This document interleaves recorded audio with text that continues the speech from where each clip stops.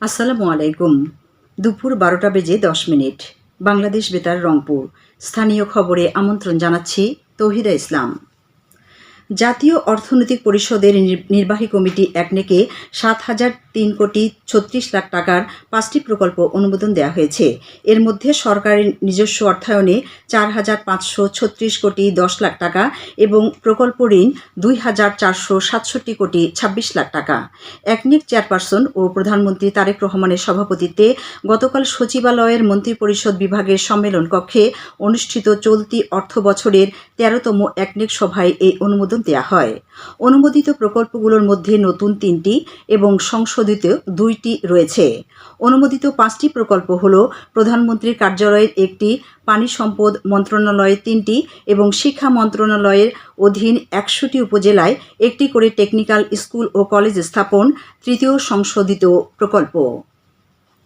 রংপুরের পীরগঞ্জ উপজেলার চত্রা ইউনিয়নে আজ দুপুরে ফ্যামিলি কার্ড বিতরণ করা হবে। প্রধানমন্ত্রী তারেক রহমান ভার্চুয়ালি যুক্ত হয়ে এ কার্যক্রমের উদ্বোধন করবেন।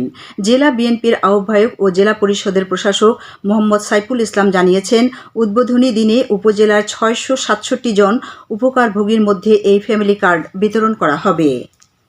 সামাজিক যোগাযোগ মাধ্যমে বিভ্রান্তিকর তথ্য, গুজব ও অপপ্রচার রোধ ও সচেতনতা বৃদ্ধির লক্ষ্যে রংপুরের মিঠাপুকুর উপজেলা পরিষদ চত্বরে গতকাল এক আলোচনা সভা অনুষ্ঠিত হয়। জেলা প্রশাসক মোহাম্মদ রুহুল আমিন এতে প্রধান অতিথি ছিলেন। নির্বাহী অফিসার মোহাম্মদ পারভেজ সভায় সভাপতিত্ব করেন।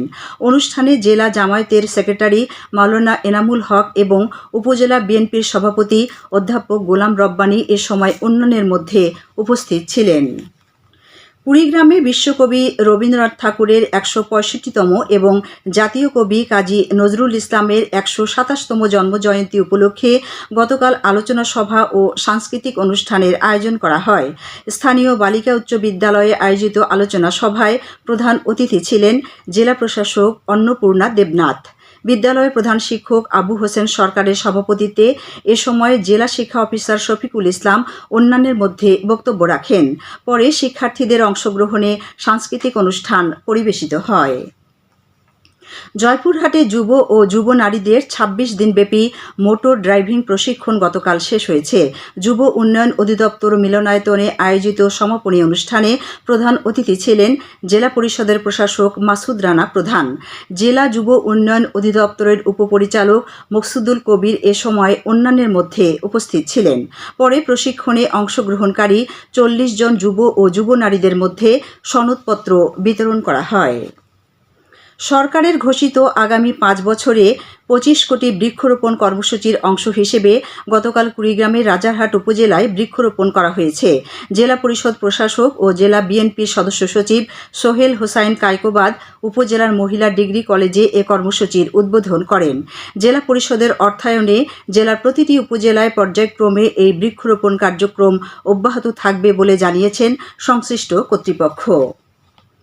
বিসিএস অডিট অ্যান্ড অ্যাকাউন্টস ক্যাডারভুক্ত সহকারী মহা হিসাবরক্ষক কর্মকর্তাদের ৪ দিনব্যাপী প্রশিক্ষণ কর্মসূচি আগামীকাল শেষ হচ্ছে।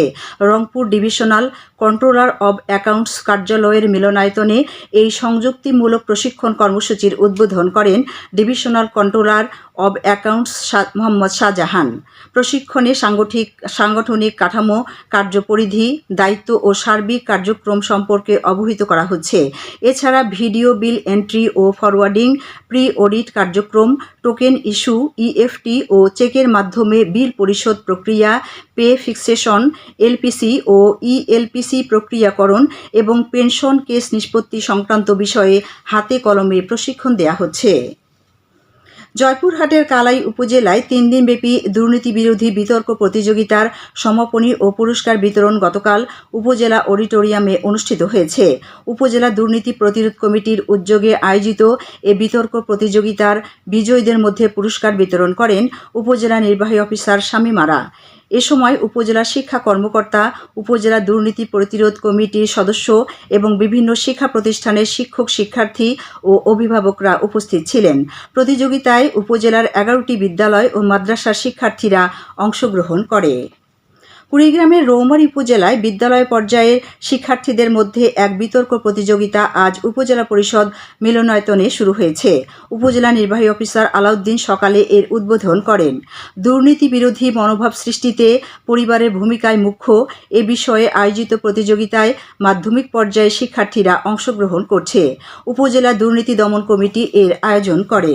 সবশেষে আবহাওয়া। আজ সন্ধ্যে ৬টা পর্যন্ত অভ্যন্তরীণ নদীবন্দরগুলোর জন্য পূর্বাভাসে বলা হয়েছে, ময়মনসিংহ, বরিশাল, পটুয়াখালী, নোয়াখালী, কুমিল্লা, চট্টগ্রাম, কক্সবাজার ও সিলেট অঞ্চলসমূহের উপর দিয়ে দক্ষিণ পূর্ব দিক থেকে অস্থায়ীভাবে ঘণ্টায় ৪৫ থেকে ৬০ কিলোমিটার বেগে দমকা থেকে ঝোড়ো হাওয়া বয়ে যেতে পারে। সেই সাথে বৃষ্টি অথবা বজ্রসহ বৃষ্টিপাতের সম্ভাবনা রয়েছে। এসব এলাকার নদীবন্দরসমূহকে ১ নম্বর সতর্কতা সংকেত দেখাতে বলা হয়েছে। খবর শেষ হলো। আমাদের পরবর্তী স্থানীয় খবর প্রচারিত হবে বেলা ২টো বেজে ৫ মিনিটে।